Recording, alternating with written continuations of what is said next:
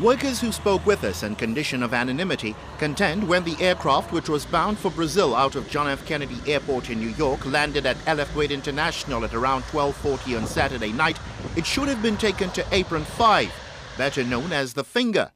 This as it was suspected to have a fire in the cargo hold. Instead, the Boeing 777-200 aircraft with 200 passengers on board was brought up to the arrivals gate, something workers argue was perhaps not the wisest decision, given it was a cargo smoke indication which led to fears of a fire, and there are aircraft fuel lines and storage facilities beneath the surface of the arrivals area, not to mention the nearby tank farm, which we're told stores emergency aircraft fuel supplies.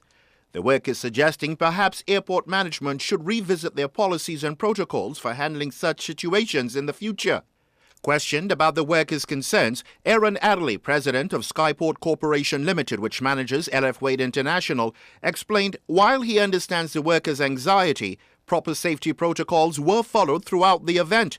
According to Mr. Adderley, the diverted American Airlines aircraft landed from the northwest on runway 12, in other words, from over Ferry Reach, and came to a standstill near the Clearwater end of the airfield, at which time awaiting emergency response vehicles from the Bermuda Fire and Rescue Service assisted the aircraft using thermal imaging cameras designed to detect heat as per its normal operating procedures during such an event. At that point, there was no apparent sign of fire, and the decision was made to allow the aircraft to taxi to the main parking apron at the terminal under escort. This, Mr. Adderley said, would allow passengers to immediately evacuate the aircraft using steps rather than unnecessarily engaging the emergency slides at a remote parking area.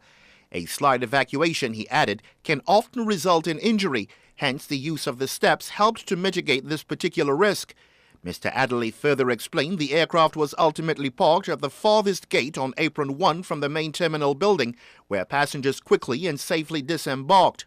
And perhaps ironically, Mr. Adderley pointed out to us that the coordinated emergency response by Bermuda Fire and Rescue Services on Saturday night was similar in nature to an emergency exercise held just days before, thus highlighting the importance of the emergency program here at LF Wade International. Gary Moreno, reporting for the Bermuda Broadcasting News.